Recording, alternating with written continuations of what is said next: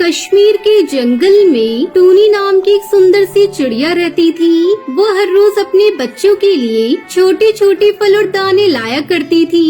एक दिन टूनी चिड़िया के बच्चों ने उससे पूछा, माँ, अब तो हम उड़ने के लायक हो गए हैं, फिर भी आप हमें अपने साथ खाना ढूंढने नहीं ले जाती। ऐसा क्यों? यहाँ से मीठे रसीले फलों की कितनी अच्छी सुगंध आती है। हमें भी इन फलों का स्वाद चखना है माँ। मैं तुम्हारे लिए वो मधुर फल जरूर ले आती मेरी बच्ची, पर उनका वजन इतना भारी होता कि मैं उन्हें लेकर उड़ने में असमर्थ हो जाती हूँ। तब तक आप लोग हमारे इस वीडियो को लाइक और अगर आपने हमारे चैनल को सब्सक्राइब नहीं किया है तो जल्दी से सब्सक्राइब कर लें और कमेंट सेक्शन में जरूर बताएं कि आपको हमारी ये कहानी कैसी लगी। माँ, हम भी आपके साथ उड़कर चलते हैं, फिर हम सब वहीं बैठकर मीठे फलों का आनंद लेंगे। नहीं बेटा, भले ही तुम उड़ना सीख चुके हो, पर जंगल के खतरनाक और जहरीले जानवरों से तुम्हें खतरा है। ये पेड़ ही तुम्हारे लिए एकमात्र सुरक्षित जगह है। जब तुम थोड़े बड़े हो जाओगे तब हम इस घोंसले को छोड़कर कहीं दूर चले जाएंगे, जहाँ तुम्हें किसी भी प्रकार का कोई खतरा नहीं होगा। एक दिन टूनी चिड़िया सुबह सुबह अपने बच्चों के लिए खाना जमा करने निकल जाती है। फिर उसके बाद टूनी चिड़िया के दोनों बच्चे पेड़ की डाल पर बैठे बैठे एक दूसरे से बातें करने लगते हैं। भूरी, काश हम भी माँ की तरह पूरे जंगल की सैर कर पाते, तरह तरह के फूलों की खुशबू ले पाते। हाँ, यहाँ पर बैठे बैठे मीठे मीठे फलों की खुशबू तो मुझे उत्साहित करती है। मन करता है कि उड़कर जाऊं और नरम नरम मीठे फलों को अपनी चोंच से आनंद लेकर खाऊं। पर माँ है कि हमें इस पेड़ से दूर जाने ही नहीं देती। दूसरी डाल पर बैठकर कालू कौआ दोनों चिड़ियों की सारी बातें चुप चुप कर सुन रहा था और कालू कौए ने बच्चों से कहा, मुझे लगता है तुम्हारी माँ ये नहीं चाहती कि तुम जंगल की सैर करो और मीठे मीठे फल खाओ। वो यही सोचती होगी कि अगर तुमने उन मीठे फलों का स्वाद चख लिया तो कहीं तुम दोनों उसे इस बुढ़ापे में छोड़कर न चली जाओ। कितनी स्वार्थी है हमारी माँ। कौवे काका, आप ठीक कहते हैं। अब हम अपनी माँ की किसी भी बात में नहीं आएंगे। अब मैं अपने आप को मीठे फलों के पास जाने से नहीं रोक सकती। इतना कहकर दोनों बहनें मीठे फलों के पेड़ की तरफ निकल जाती हैं और आखिरकार उसे मधुर फलों से भरा हुआ पेड़ मिल जाता है। टुनटुनी चिड़िया भूरी चिड़िया पेड़ पर बैठकर मीठे मधुर फलों का आनंद लेने लगती है। माँ तो यही फालतू की बातें करती है, भला यहाँ क्या खतरा होगा। टुनटुनी चिड़िया भूरी चिड़िया इस बात से अनजान थी कि उसके नजदीक एक जहरीला सांप मंडरा रहा था। तभी सांप ने अपना फन फैलाया और उस पर वार कर दिया। सांप ने टुनटुनी चिड़िया को अपने मुंह में जकड़ लिया। सांप से बचने के लिए टुनटुनी चिड़िया झटपटाने लगी और इतने में ही सांप की पकड़ ढीली पड़ गई और वो दोनों वहाँ से भाग निकले। टूनी चिड़िया के बच्चे जैसे तैसे अपने घोंसले तक पहुँचे, पर सांप के जहर के कारण टुनटुनी चिड़िया बेहोश हो गई। उसकी ये हालत देखकर घोंसले में बैठी उसकी बहन काफी परेशान हो गई। तुम्हें ये क्या हो गया बहन? क्या तुम ठीक हो? इतने में टूनी चिड़िया खाना लेकर पहुंच गई। अपने बच्चे के शरीर में घाव देखकर टूनी चिड़िया के मुंह से खाना छूट गया। ये तो उस जहरीले सांप के दांतों के निशान है। ये कहकर टूनी चिड़िया वहाँ से उड़ गई और टुनटुनी चिड़िया सांप के जहर के कारण वहीं तड़पती रही। उसके पास बैठी उसकी बहन उदास हो गई। पता नहीं इतने बुरे समय में माँ हमें छोड़कर कहाँ चली गई।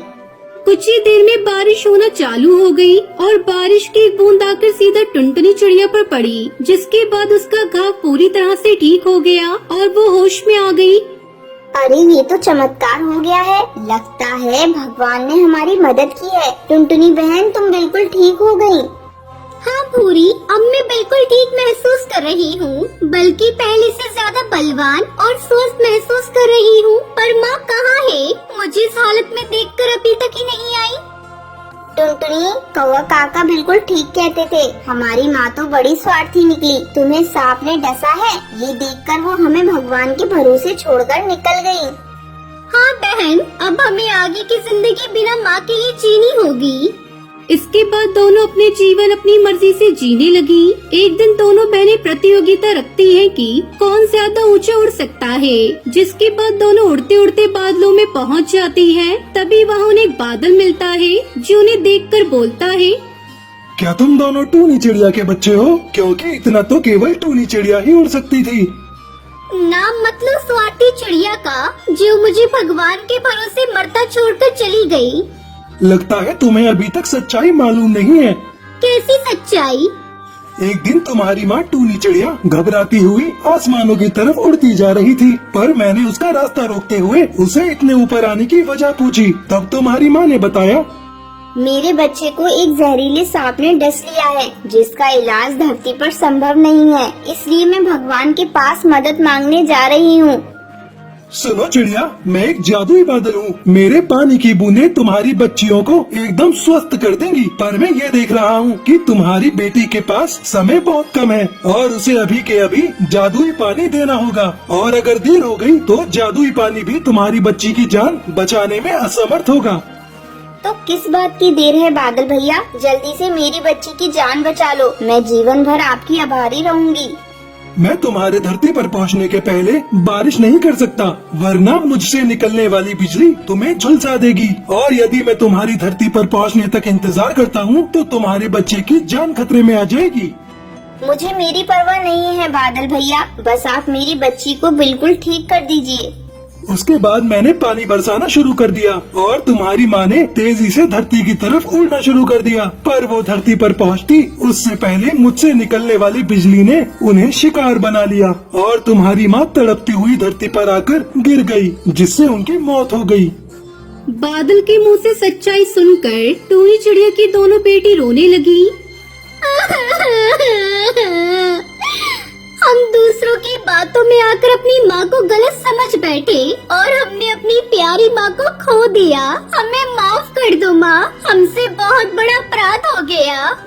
इस तरह दोनों बहनें अपने किए पर बहुत शर्मिंदा होती हैं और एक दूसरे का सहारा बनकर साथ में रहने लगती हैं। टीवी पर लगातार बारिश और बाढ़ की खबरें दिखाई जा रही थी। टुनटुनी भी मजदूरी का काम करने शहर गई हुई थी। टुनटुनी गांव के जंगल के पास बनी एक निचली बस्ती में अपने बच्चों के साथ रहती थी। जब उसने लौटते एक दुकान पर चल रही खबर सुनी तो वो घबरा गई। आज की बड़ी खबर, कई निचले इलाकों में बने घोंसलों में पानी घुस गया है। हालत यह है कि कच्ची बस्तियों के जंगल में रहने वाले सैकड़ों गरीब पक्षियों का सारा सामान बह गया है। यहाँ तक कि पक्षियों के पास आटा, नमक और खाने का राशन भी नहीं बचा। कई पक्षियों को अपने रिश्तेदारों के घर जाकर रात गुजारनी पड़ रही है। जल्दी से जल्दी सब लोग निचली बस्तियों को खाली कर रहे हैं। तब तक आप लोग हमारे इस वीडियो को लाइक, और अगर आपने हमारे चैनल को सब्सक्राइब नहीं किया है तो जल्दी से सब्सक्राइब कर लें, और कमेंट सेक्शन में जरूर बताएं कि आपको हमारी ये कहानी कैसी लगी। अरे काका, ये खबर कितनी देर पहले की है? ये तो सुबह ही आ रही थी। क्या हुआ, कोई परेशानी है क्या बिटिया? हाँ काका, मेरा घर भी निचली बस्ती में है। मेरे तो पति भी नहीं रहे और मेरे बच्चे वहाँ अकेले हैं, इसलिए मैं चिंता में हूँ। अच्छा बिटिया, मैं चलता हूँ, ध्यान रखना। पता नहीं घर का क्या हाल होगा। कब से सोच रही थी कि घर को ठीक करवा लूं, पर क्या करूं? बारिशों में कोई मजदूरी का काम ही नहीं देता। थोड़ा सामान खरीद कर घर ले जाती हूँ। पता नहीं ज्यादा बारिश पड़ गई तो कुछ खाने पीने को भी मिले या नहीं। बारिश की वजह से शहर के जंगल में भी पानी भर गया था। सुनहरी रुको, मैं तुम्हारी मदद करती हूँ। लाओ बाल्टी मुझे दो। माँ, कितनी देर से बारिश आ रही है, रुकने का नाम ही नहीं ले रही। बारिश रुक जाए तो थोड़ा पानी घोंसले से नीचे उतर जाएगा। चिंता मत करो सुनहरी बिटिया, अभी तो रात का समय है। हम कल सुबह ही शहर के जंगल चले जाएंगे। यहाँ रहना खतरे से खाली नहीं। पिंकी और सुनहरी, जब तक तुम दोनों कुछ खा लो बेटा। कुछ देर बाद बारिश रुक जाती है। देखो देखो माँ, बारिश रुक गई। हाँ बिटिया, अगर बारिश रुकी रही तो कोई परेशानी नहीं होगी। अगर फिर से शुरू हो गई तो हमें ये जगह खाली करके जाना ही होगा। टुनटुनी चिड़िया इसी डर से सारा सामान बांध देती है और सुबह होने का इंतजार करती है। टुनटुनी थकी हुई थी, इसलिए उसे लेटते ही गहरी नींद आ गई। बच्चे भी वहीं सो गए। सुबह टुनटुनी चिड़िया की आँख खुली तो उसने देखा कि उसकी खटिया के पास ढेरों पानी भरा हुआ है। सभी पक्षी भागा दौड़ी मचा रहे हैं। अरे टुनटुनी चिड़िया जल्दी चलो, निचले इलाके में बारिश के कारण बाढ़ आ गई है, हमें जल्दी ही पुल पर पहुंचना होगा। बाढ़ का पानी बढ़ता ही जा रहा था और बारिश भी तेज हो गई थी। पिंकी सुनहरी उठो बच्चों, हमें यहाँ से जाना होगा। बेटी अब तो सारा सामान बाढ़ के पानी में भीग चुका है, अब कुछ भी ले जाना खतरे से खाली नहीं, बस किसी तरह अपनी जान बचा लेते हैं। चल तू पिंकी बबली आंटी का हाथ पकड़, मैं सुनहरी का हाथ पकड़ती हूँ। टुनटुनी चिड़िया सुनहरी का हाथ पकड़ने आगे बढ़ी ही थी कि तभी मकान की छत टूटकर नीचे गिर गई और छत का एक टुकड़ा सुनहरी के सर में जा लगा। सुनहरी के सर से खून बहने लगा, सुनहरी बेहोश हो गई। ए मेरी बच्ची सुनहरी, तुझे क्या हो गया? कोई तो हमारी मदद करो। बारिश में बाढ़ के गहरे पानी में टुनटुनी चिड़िया इधर उधर सबसे मदद मांगने लगती है। ओ टन्नू भैया, तुम उस ओर जा रहे हो तो किसी डॉक्टर को भेज देना भैया, तुम्हारी बड़ी मेहरबानी होगी। अरे बहना, इतनी बारिश में इस बाढ़ के पानी में कोई डॉक्टर नहीं मिलेगा। एक काम करो, तुम पुल तक पहुंच जाओ, हो सकता है वहाँ कोई सुरक्षा कर्मी मिल जाए। हाँ ये ठीक रहेगा, मैं अभी जाती हूँ। हे भगवान, मेरी बच्ची की रक्षा करना।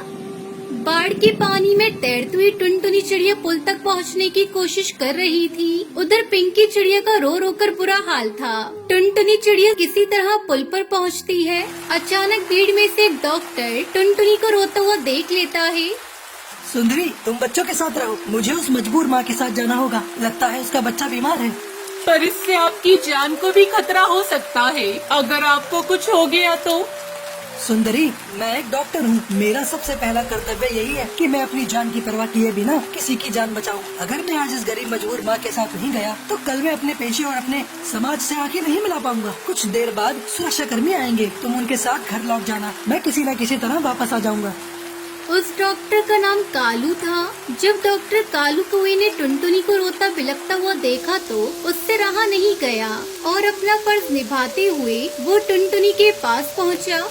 सुनो, मैं डॉक्टर कालू कौआ हूँ। आप डॉक्टर हो? हे भगवान, आपका लाख लाख शुक्र है। इस मुसीबत की घड़ी में आप मेरे लिए अपनी जान खतरे में डाल रहे हो।